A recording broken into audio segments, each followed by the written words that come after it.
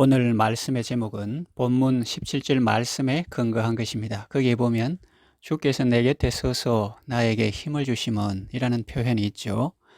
예수님께서 사도 바울 곁에 서서 그에게 힘을 주신다는 의미입니다. 참으로 귀하고 든든한 말씀입니다. 먼저 이 말씀의 배경을 잠시 살펴보겠습니다. 디모데후서는 사도 바울이 비교적 노년에 사랑하는 제자 디모데에게 보낸 편지입니다.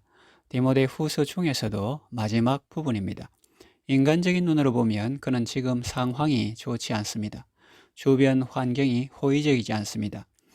먼저 주변에 사람이 없습니다. 물론 아주 없는 것은 아니고 누가와 같이 끝까지 함께하는 사람도 있습니다. 그러나 사역 초기와 비교해 보면 함께했던 많은 사람들이 떠나간 상태입니다.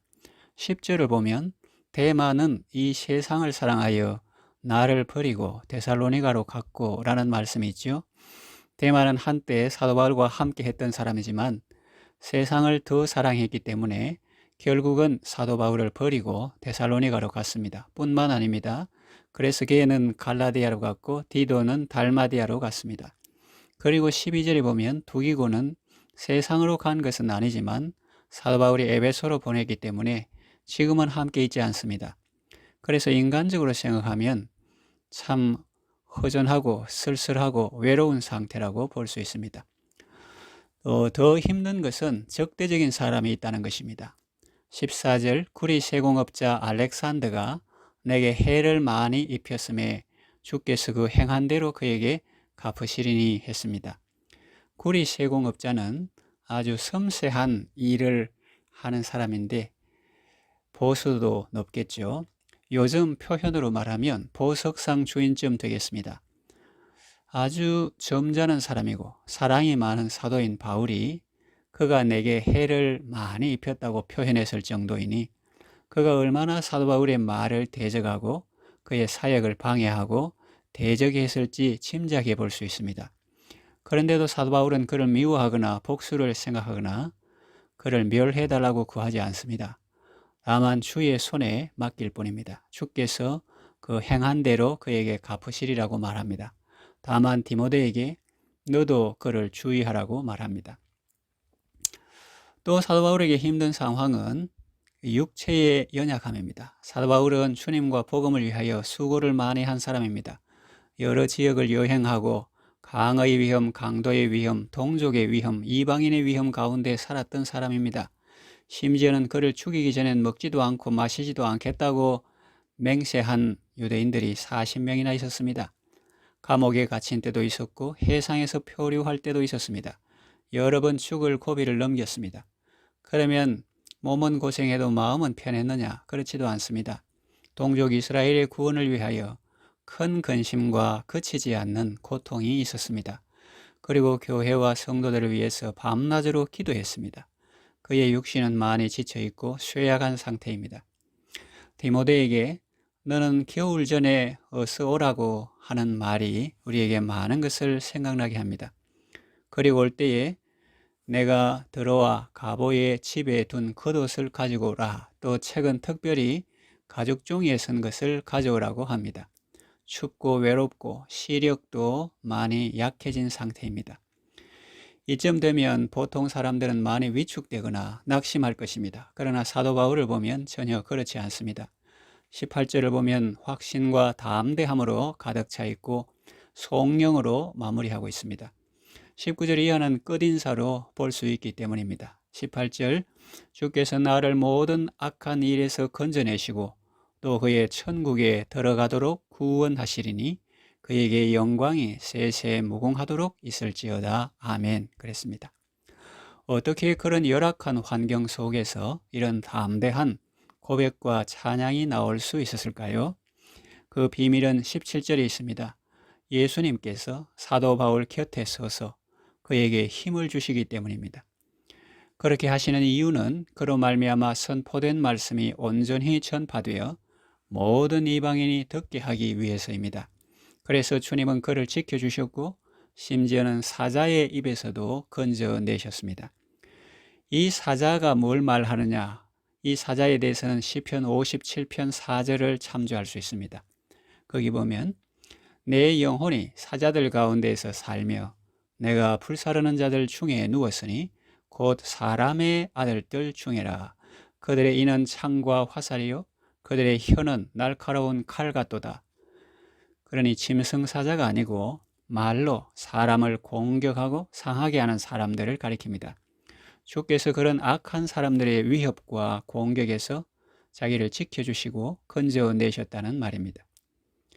예수님께서 사도 바울 곁에 서서 그에게 힘을 주셨기 때문에 그는 대적들의 위협과 공격에도 무너지지 않고 끝까지 사명을 잘 감당할 수 있었던 것입니다. 그를 떠나간 사람도 있지만 아직 그와 함께하고 있는 사람도 있습니다.